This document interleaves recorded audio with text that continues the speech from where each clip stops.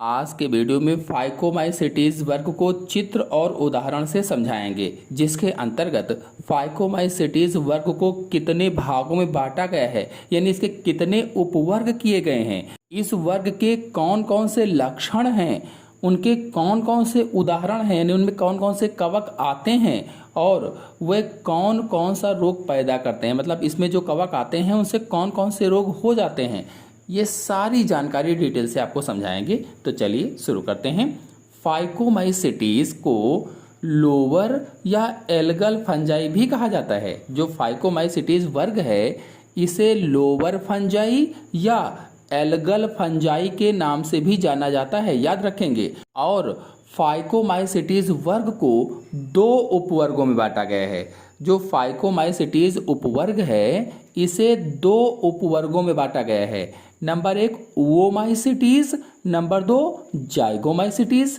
Oomycetes और जाइगोमाइसिटीज। अब पहले को देखते हैं ओमाइसिटीज को। तो जो ओमाइसिटीज है इसे विषम युग्मकी कवक भी कहा जाता है। विषम युग्मकी कवक का मतलब है द oogenesis फंजाई, मतलब जिन्हें अपना जीवन चक्र पूरा करने के लिए दो या दो से अधिक मेजबान प्रजातियों की आवश्यकता होती है, उन्हें ही विषम युग्मकी कवक कहा जाता है। तो ओमाइसिटीज क्या है? विषम युग्मकी कवक होता है। चलिए इस उपवर्ग के लक्षणों को देख लेते हैं। तो देखिए पहला लक्षण है फाइकोमाइसिटीज कवक सड़ी गली, नम लकड़ी, नम और सीलन भरे स्थानों में रखे पदार्थों अथवा जलीय आवास में उगे पौधों पर अविकल्पी परजीवी के रूप में उगते हैं।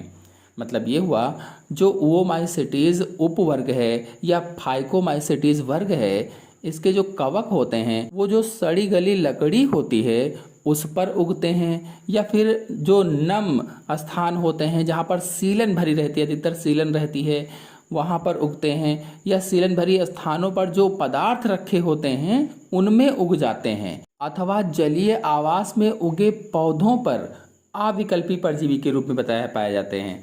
जो जलीय आवास मतलब जो जल में पौधे उगे होते हैं उन पौधों पर अविकल्पी परजीवी यानी नियत रूप से पाए जाते हैं, पूर्ण रूप से पाए ही जाते हैं, जिसका कोई विकल्प ना हो। फिर दूसरा है कवक जाल बिना पटों तथा बहुकेंद्र की या सिनोसाइटिक कवक तंतुओं का बना होता है। मतलब जो इसका कवक जाल होता है वो नॉन सेप्टेड होता है, पट नहीं पाए जाते हैं, नॉन सेप्टेड होता है। और कैसा होता है? बहुकेंद्र की, यानी बहुत से केंद्रक उसमें पाए जाते हैं। सिनोसाइटिक कवक तंतु का मतलब है कि उस कवक तंतु में कई केंद्रक पाए जाते हैं, दो या दो से अधिक केंद्रक पाए जाते हैं, तो उसे सिनोसाइटिक कवक तंतु कहा जाता है। अब अगला लक्षण है कवक तंतुओं की भित्ति सेल्यूलोज, ग्लूकन्स तथा काइटिन या फंगस सेल्यूलोज की बनी होती है। यानी इनकी जो भित्ति होती है बाहरी वाली वो या तो सेल्यूलोज की बनी होगी, क्योंकि इसके अंतर्गत कई सारे कवक आएंगे इसलिए सबको बताया गया है, तो सेल्यूलोज की बनी होगी, या फिर ग्लूकन्स की बनी होगी, या फिर काइटिन या फंगस सेल्यूलोज की बनी होगी। फिर अगला है अलैंगिक जनन चल व अचल दोनों प्रकार के बीजाणुओं के द्वारा होता है। इसमें जो एसेक्सुअल रिप्रोडक्शन होता है वो चल मतलब जो बीजाणु चलते हैं उनके द्वारा, अचल या फिर जो बीजाणु नहीं चलते हैं, तो दोनों प्रकार के जो बीजाणु होते हैं, जो स्पोर्स होते हैं, उनके द्वारा होता है। ये बीजाणु धानियों में बनते हैं। जो बीजाणु हैं कहाँ बनते हैं? बीजाणु धानियों में। जैसे ये एक कवक है, मैंने बनाया ये कवक, तो ऊपर एक थैलेनुमा संरचना होती है गोल सी, उसी में इस तरह से बीजाणु पाए जाते हैं।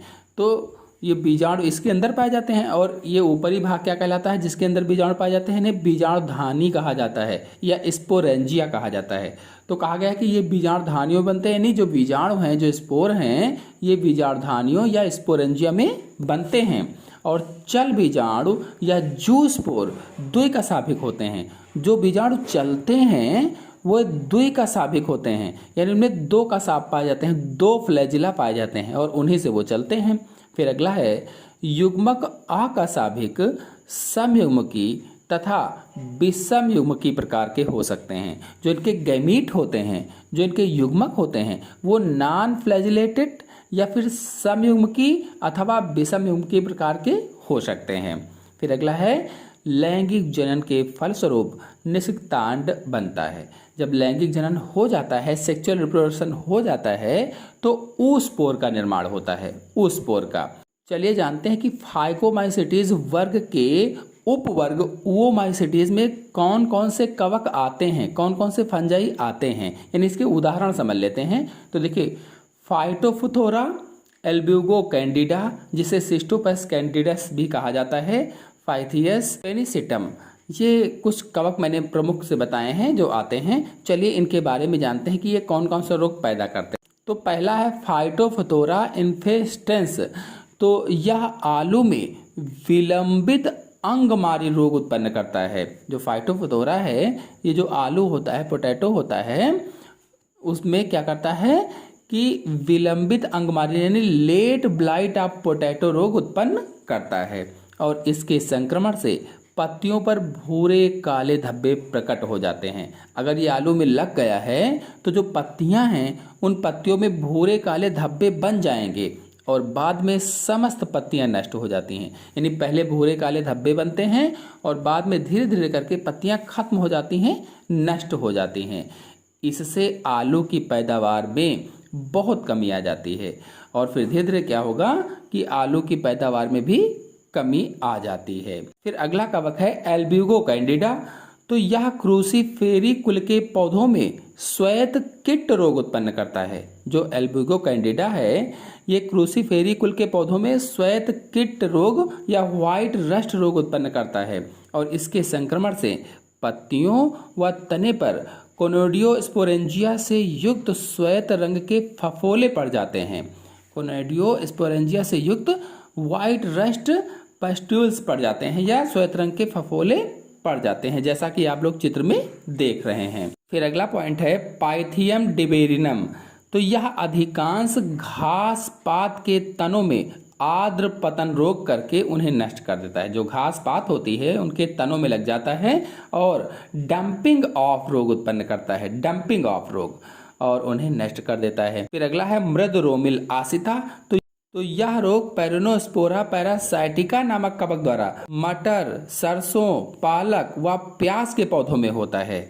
जो मृदरोमिल आसिता है, यह रोग पेरिनोस्पोरा पैरासाइटिका नामक कवक द्वारा मटर, सरसों, पालक, प्याज के पौधों में हो जाता है और संक्रमण के कारण पोषक पौधे पर रुई जैसा ब्लूम बन जाता है। जैसे रुई लगी हो इस तरह से रुई जैसा ब्लूम बन जाता है, उसे ही मृदरोमिल आसिता कहा जाता है। तो अब फाइकोमाइसीटीज का दूसरा उपवर्ग है जाइगोमाइसीटीज। तो इस दूसरे उपवर्ग को अगले वीडियो में लेकर के आएंगे। आज के अंक में इतना ही। आशा है आपको समझ में आया होगा। समझ में आया हो तो वीडियो को लाइक और शेयर कीजिए। धन्यवाद।